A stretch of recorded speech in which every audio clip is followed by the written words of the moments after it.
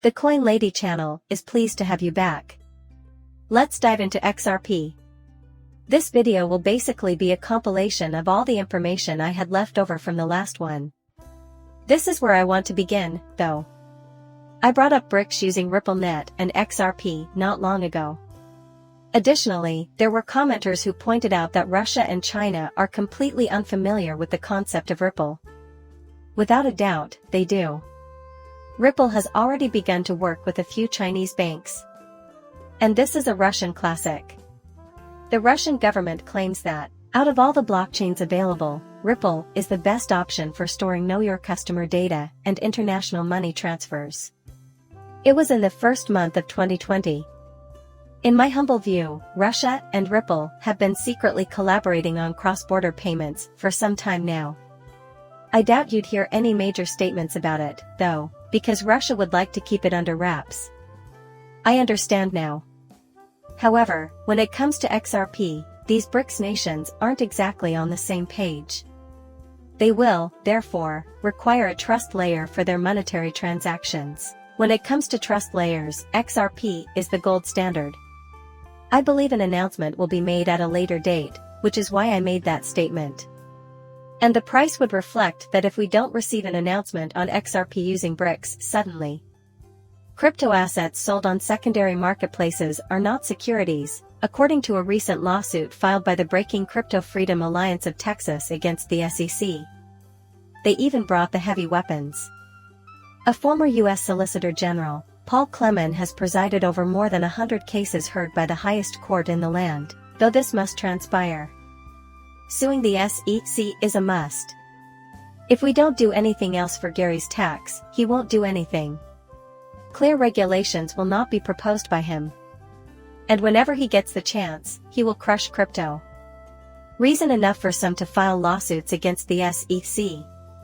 After taking a stand against Ripple and Coinbase, the top SEC lawyer has now departed to defend cryptocurrency. Leighton Stewart, a key figure in the SEC crypto branch involved in high-profile legal battles with the industry, has departed from the government to be with Y&K. According to the firm, an increasing number of lawyers will be leaving the SEC for other employment opportunities. Next stop for Gary, the SEC.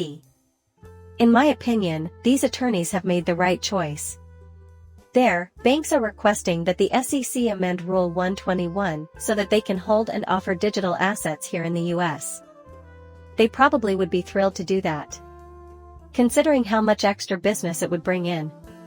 Traditional banks are seeing an influx of customers who would like to utilize them, but the SEC is preventing this. The same logic that drove Ripple's acquisition of Medico applies here. Large banks and other financial organizations require safe havens for their assets. During the whole year of 2024, custody will be a major topic. The SEC and these politicians are trying to prevent banks from holding cryptocurrency, but my guess is that they really want the banks to fail so that the larger ones can consolidate them. To me, it seems like that's their grand design. SBI Holdings, a Ripple partner, and USDC lead a storm circle through Japan, preparing for a Web3 revolution. This unites Ripple and Circle, which is a huge deal. The integration of XRP and USDC is another benefit. For Ripple's future as a cross-border blockchain startup, the relationship with Circle is monumental, since SBI Holdings is a significant XRP holder. And see how much of an impact the Circle has. From its inception until around the middle of November 2023, the stablecoin known as Circle USD has logged around $12.7 trillion in on-chain transactions. It would be monumental if XRP were to move USDC. That has the potential to greatly benefit XRP. By the end of 2024, the Pioneer and its new subsidiary, Medico, want to have 100 employees in Switzerland, with Geneva being the natural choice for the American Ripple. So, as you can see, they have ambitious plans for even more growth this year. As I've already mentioned, tokenization is where all that value will be captured initially. Additionally, we will observe an increase in cross-border payments in the near future. A blockchain advocate also has this, in which he depicts the Dow Jones and the Roaring Twenties. The Great Depression of the 1920s is a well-known fact at this point. Looking at the chart, it appears to be somewhat comparable as well. And whether a stock market drop causes a depression is anybody's guess. But I predict a US dollar crash, which will send stock markets soaring to new heights and lead to a crypto market meltdown, with Bitcoin and other cryptocurrencies experiencing significant price increases. People are demonstrating this, though. In addition to this, Jeff Bezos has recently filed to sell 14 million more shares of Amazon, valued at $2.4 billion. So far in 2024, Bezos has realized $8.4 billion from the sale of Amazon shares. A portion of Bill Gates' stake is also being sold. Accordingly, some are claiming to be selling before the crisis. Well, I am not an expert on that.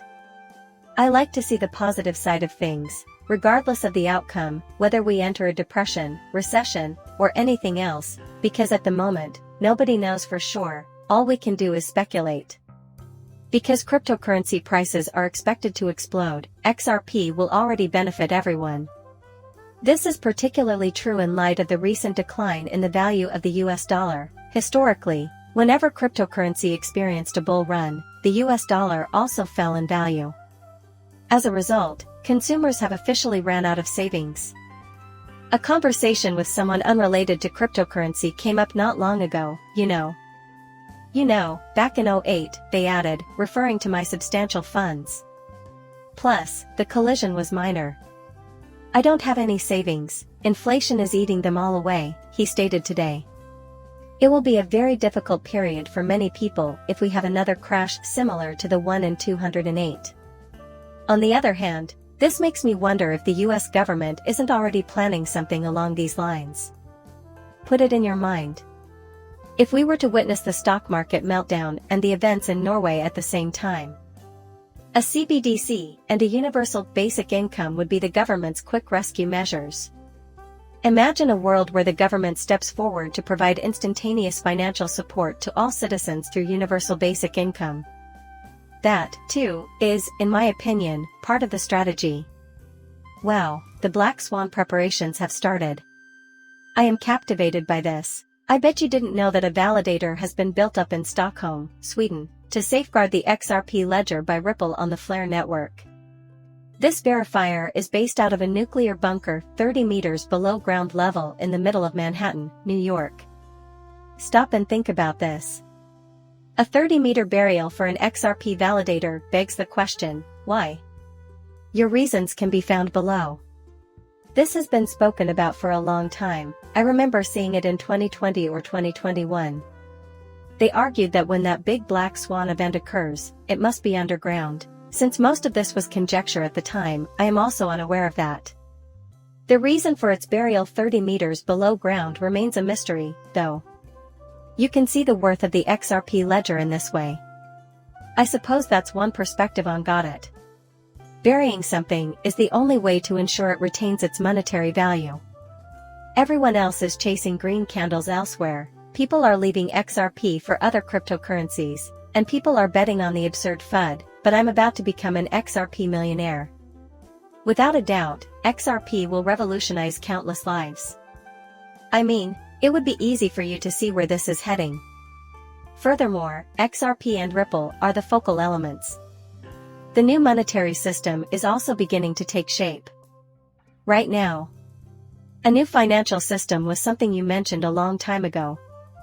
And immediately, I'd hear CBDCs yelled out. That's in the year 1020. Today, at the present day, CBDCs are preparing to launch globally in the next several years. What do you see as the intermediation mechanism between CBDCs and XRP? Also, tokenization was pretty much unheard of in the beginning. That is now the extent of their discourse. Why? Because it will be the next big cryptocurrency, and after that, even bigger ones, and eventually, they will all lead to value. Also, depending on where you position yourself, a plethora of capital will swamp specific cryptocurrencies. Consequently, doing nothing is the only option.